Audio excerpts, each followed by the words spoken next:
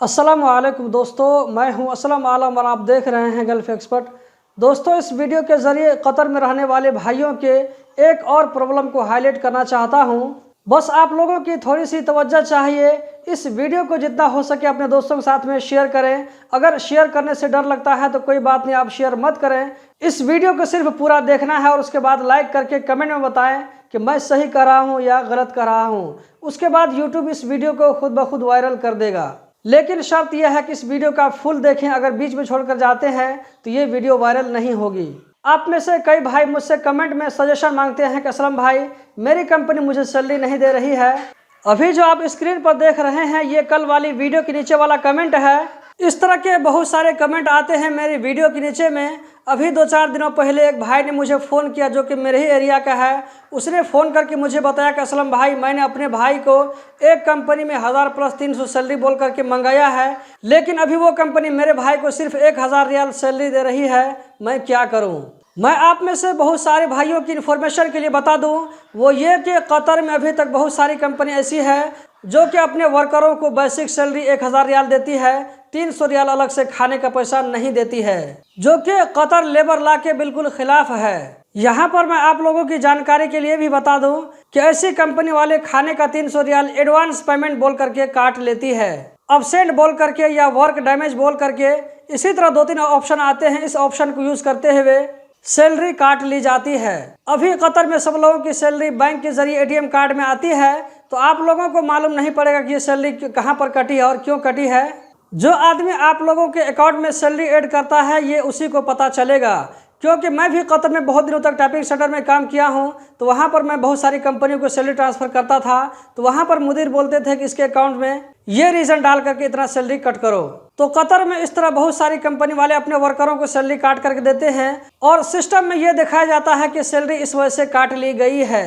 हालांकि ये रीज़न सही नहीं होता है, रीज़न अपनी तरफ से क्रिएट किया जाता है। दोस्तों, इसके बारे में होगा तो कभी अलग से सेपरेट वीडियो बनाऊंगा, क्योंकि इसके बारे में कुछ और भी बारीकी और डिटेल है। इस वीडियो को ज़्यादा से ज़्यादा वायरल करने की कोशिश करें ताकि आपके प्रॉब्लम के बारे में ये बात आगे तक पहुंच सके और ऐसी कंपनियों के खिलाफ लीगल एक्शन लिया जा सके।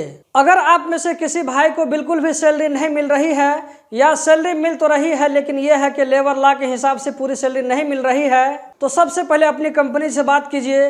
अपनी कंपनी के जो मुदीर हैं, फोरमैन हैं, मैनेजर हैं, उन लोगों से अच्छे से बात कीजिए।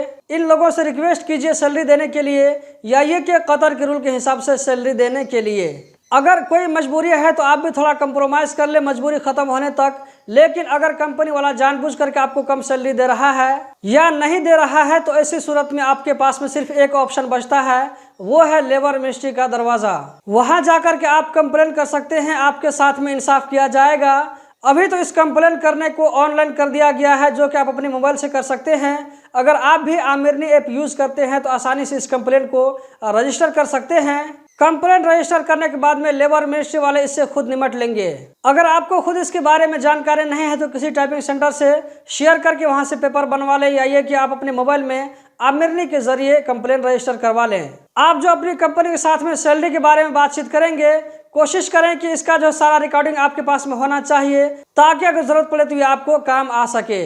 अगर इस बीच में कंपनी वाला बला हरूब लगा देता है तो आपको डरने की जरूरत नहीं है। आप सीआईडी में जाकर कंप्लेंट कर सकते हैं कि मेरी कंपनी ने मेरे खिलाफ में बला हरूब का झूठा केस लगाया है, मैंने कंपनी वालों से सैलरी के बारे में बातचीत किया था, उसने इसीलिए बला हरूब लगा दिया और इसका सबूत मेरे मोबाइल में मौजूद है। जी हाँ दोस्तों, कंपनी वाले को जैसे ही पता चलेगा कि आप कुछ करने वाले हैं तो कंपनी वाले फौरन कोशिश करते हैं कि आपके खिलाफ झूठ का बलाग हरूब लगा दिया जाए। तो बलाग हरूब को इतना ज्यादा मिसयूज किया जाता है कतर में। दोस्तों, अगर क्विज कंपटीशन में आप लोगों को हिस्सा लेने के लिए अगर वीडियो चाहिए तो कमेंट में जरूर बताइएगा, मैं लाइव आकर के आप लोगों को गाइड कर दूंगा।